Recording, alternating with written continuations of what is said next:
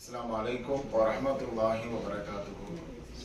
الحمد لله رب العالمين.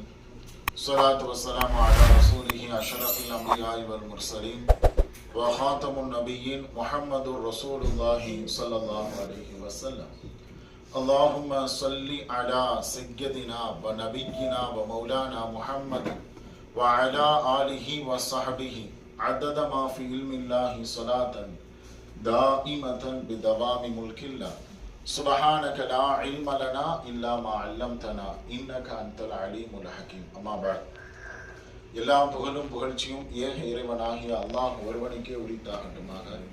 அன்பிற்கும் இறை நேசத்திற்கும் உரித்தான அல்லாஹுவின் நல்லடியார்களே, அருமை நாயகம் ஸல்லல்லாஹு அலைஹி வஸல்லம் அவர்களின் பரக்கத்தும் பாக்கியமும் நிறைந்த உம்மத்துமார்களே,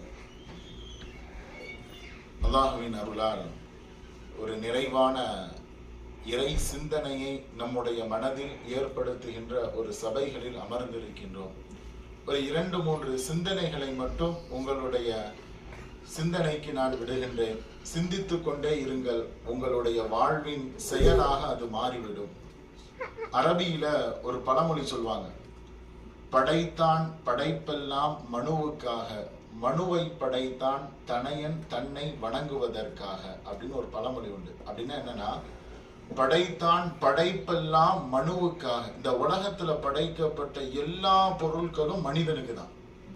ஆனா மனுவை படைத்தான் தனையன் தன்னை வணங்குவதற்காக. அப்ப மனிதர்கள்லாம் படைக்கப்பட்டவர்கள் எதுக்குன்னா அல்லாஹ்வை வணங்குவதற்காகத்தான். இப்படி அரபில இந்த ஒரு பழமொழி உண்டு. நம்ம படைக்கப்பட்ட நோக்கமே இறைவனை வணங்குவதற்கு தான். அப்ப அந்த செயல்களில் என்று குறைபாடுகள் வருகின்றதோ நோக்கத்தில் இருந்து நாம் என்ன செஞ்சிடறோம், விலகி விடுகின்றோம். இந்த இடங்களில் எல்லாம் நம்முடைய ஈமானிய உணர்வை அதிகப்படுத்துவதற்கு தான் பல பொருளாதாரங்களை செலவு செய்து உடலை பலவிதமான நெருக்கடிகளுக்கு மத்தியில் இந்த ஆலயத்திற்கு வந்திருக்கோம்னா, எஞ்சி வருகின்ற காலங்கள் இறை பொருத்தத்திற்கும் இறைவனை நோக்கியதாகவும் அது மாறிவிட வேண்டும் என்பதற்காக. புராவிற்கு போயிட்டு வந்து நம்முடைய பாதை எல்லாம் இறைவனாக மாறிவிட வேண்டும் என்கின்ற சிந்தனைக்காகத்தான். ஒரு நாட்டுல படிப்பனைக்காக ஒரு கதை சொல்வார்கள். ஒரு அரசர் அறிவிப்பு செஞ்சாராம், அரண்மனையில் இருக்கக்கூடிய அந்த பொருட்களில் எதை எடுத்துக்கொண்டாலும் அது அவர்களுக்கு சொந்தம் அப்படின்னு ஒரு அறிவிப்பு. நீங்க அசரத்தை ஞாபகப்படுத்தி ஒரு செய்தியை சொல்றேன். அப்ப அவங்க சொல்றாங்க, எது வேண்டுமானாலும் அரண்மனையில் வந்து பொதுமக்கள் எடுத்துக்கொள்ளலாம், அது அவங்களுக்கு சொந்தம். நிறைய மக்கள் அவங்களுக்கு தேவையான பொருட்கள், பொண்ணு பொருள், அது இதுன்னு எல்லாத்தையும் எடுத்துக்கிட்டே இருக்கிறாங்க. ஒரு அம்மா ரொம்ப நேரம் பார்த்துக்கிட்டே இருந்துச்சான், எதையுமே எடுக்கல. அரசனுடைய பார்வை அந்த அம்மாவின் மீது சென்றது. எல்லாரும் எடுத்துக்கிட்டு இருக்கிறாங்க, இவங்க மட்டும் அமைதியா இருக்கிறாங்க. அந்த அம்மாவை கூப்பிட்டு கேட்கிறாங்க, நீ எந்த பொருளையும் எடுத்துக்கலையா? அந்த பெண்மணி மறுபடியும் கேள்வி தொடுக்கின்றால், நீங்க சொன்ன வார்த்தை உண்மைதானே? இங்க இருக்கிற பொருளை எதை எடுத்துக்கிட்டாலும் எங்களுக்கு சொந்தம் தானே? ஆமா உண்மைதான். பேச்சு மாற மாட்டீங்கல்ல? கண்டிப்பா மாற மாட்டேன். எதை எடுத்துக்கொண்டாலும் உங்களுக்கு தான் சொந்தம். அப்போ அந்த பெண்மணி சூதாரணமாக நல்ல சிந்தனையோடு நேர போய் அரசர் அமர்ந்திருக்கின்ற அந்த அரியானை இருக்குல்ல, அதை போய் அந்த அம்மா எடுத்துட்டு தொட்டவுடன் சொல்கின்றது, அத்தனை பொருட்களும் சில காலம்தான், ஆனால் இந்த அரியணையை நான் எடுத்தால் என்னுடைய ஆயுள் முழுக்க அத்தனையும் எனக்கு சொந்தம். அந்த கதையினுடைய படிப்பினை என்ன தெரியுமா? இந்த உலகத்துல இருக்கிற எத்தனை பொருட்களை நீங்கள் எடுத்தாலும் அது ஒரு காலம்தான். நீங்கள் அல்லாஹ்வை எடுத்து விட்டால் ஆயுள் முழுக்க உங்களுடைய வாழ்வு ஜெயம்தான், அது வெற்றி தான். நீங்கள் அதற்கு அதிகமா இந்த ஞாபகப்படுத்துவார்கள். இறைவனை நோக்கிய பயணமாக அமைத்துக் கொள்ளுங்கள்.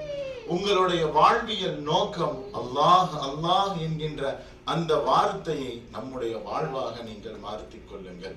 குறிப்பா நாளை ஜும்மாவுடைய தினம், அதிலேயும் இறை ஆலயத்தில் மக்கமா நகரில் காபாவுடைய ஆலயத்தில் நாம் தொழ இருக்கின்றோம். நாம் எவ்வாறு இந்த நாளை கழிப்பது, அந்த ஒற்றை தினம் நம்முடைய வாழ்வின் எல்லா நாட்களுக்கும் அது பாதையாக மாறிவிட வேண்டும். நான் சொல்ல வர்றது, இன்னைக்கு மீட்டிங்கான நோக்கம், நாளைக்கு ஒரு நாள் உங்களுடைய பாதையை மாற்றிவிட்டால் வருகின்ற காலம் முழுவதும் உங்களுடைய வாழ்வாக மாறிவிடும். நாங்க கொஞ்ச நேரம் தானே உங்களோட இருக்கிறோம், ஒரு 15 நாள் தானே உங்களோட இருக்கிறோம். ஆனா நாங்கள் வழி நடத்தியது, உங்களுக்கு கற்றுக் கொடுத்தது எங்களுக்கும் உங்களுக்கும் வருகின்ற காலமாக அது அமைய வேண்டும். அதுதான் வாழ்வின் நோக்கமாக அமையும். அதுதான் நாம் இந்த ஆலயத்தை தரிசித்ததற்கான சரியான பிரதிபலிப்பாக இருக்கும். ஒரு இடத்துல நம்ம பேசினதுக்கும் ஒரு பொருள் நமக்கு கிடைச்சதற்கும் ஏதாவது லைஃப்ல ஒரு மாற்றம் இருக்கணும்ல. அப்ப இந்த உம்ரா பாக்கியம் நமக்கு கிடைச்சிருக்குல்ல. உங்களுக்கு பக்கத்து வீட்டுக்காரர் வந்திருக்காரா? உங்க அக்கா தங்கச்சி யாரா வந்திருக்காங்களா? யாருக்குங்க கிடைச்சிருக்கு?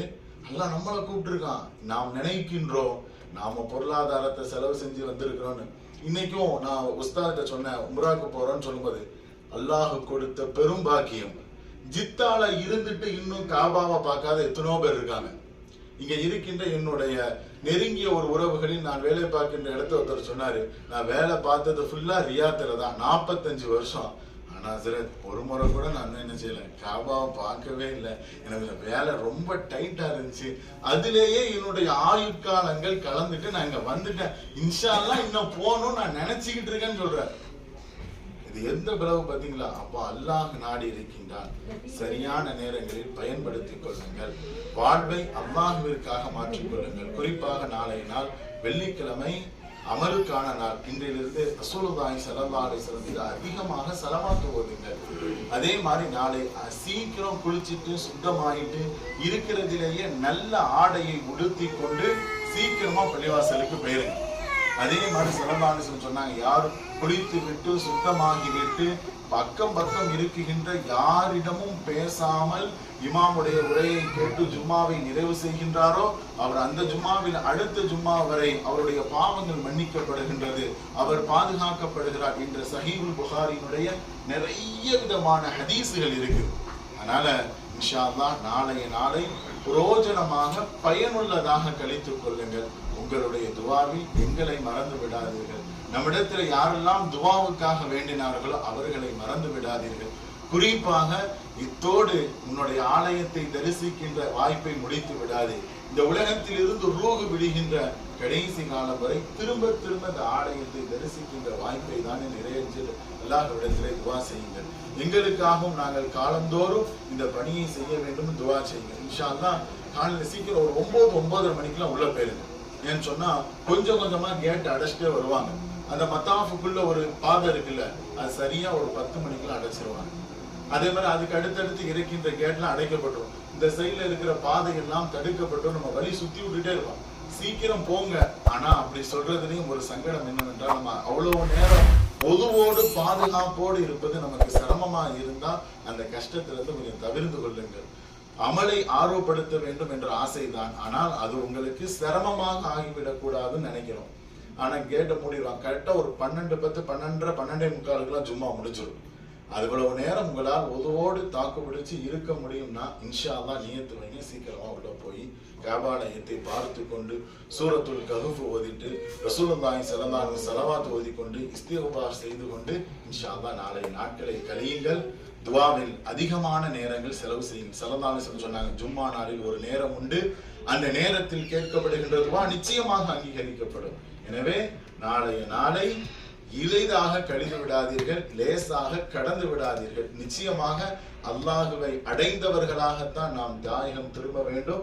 வல்ல நாயன் நம் அனைவரையும் கபூல் செய்தருள் புரிவானாக. நாம் எந்த நோக்கத்திற்காக ஒன்று திரண்டோமோ அந்த நோக்கத்தை வல்ல நாயன் நம் அனைவருக்கும் கபூல் செய்தருள் புரிவானாக. நம்முடைய பாவங்களை மன்னித்து வருகின்ற காலம் அவனுக்கு பொருத்தமாக வாழ்கின்ற நல்வாழ்வை ரப்புல் ஆலமீன் நம் அனைவருக்கும் தந்தருள் புரிவானாக. இந்த இறை ஆலயமாம் கஅபா ஷரீஃபை திரும்ப திரும்ப தரிசிக்கின்ற நற்பாக்கியத்தை நமக்கும் நம்முடைய குடும்பத்தார்களோடு நம்முடைய சந்ததிகளோடு இந்த ஆலயத்தை தரிசிக்கின்ற நற்பாக்கியத்தை ரப்புல் ஆலமீன் நம் அனைவருக்கும் தந்தருள் புரிவானாக. நாளை மறுமையில் ஜன்னத்துல் ஃபிர்தௌஸ் என்ற உயர்ந்த சோனபதியில் நம்மையும் நம்மை ஈன்றெடுத்த தாய் தந்தையர்கள், மனைவி, மக்கள், சொந்த பந்தங்கள், குறிப்பாக நமக்கு கல்வி கற்றுத்தந்த ஆசான்மார்கள், நாம் துவா செய்ய கடமைப்பட்டவர்கள் அத்தனை மக்களையும் சொர்க்கத்திற்கு தகுதி உடைய மக்களாக வல்ல நாயன் ஆக்கி அருள் புரிவானாக என்ற நல்ல துவாக்களோடு உங்களுடைய துவாவையும் ஆதரவு வைத்து வார்த்தைகளை நிறைவு செய்வேன். வாஹிரு தவானில் அல்ஹம்துலில்லாஹி ரப்பில் ஆலமீன். அஸ்ஸலாமு அலைக்கும் வரஹ்மத்துல்லாஹி வபரகாத்துஹு.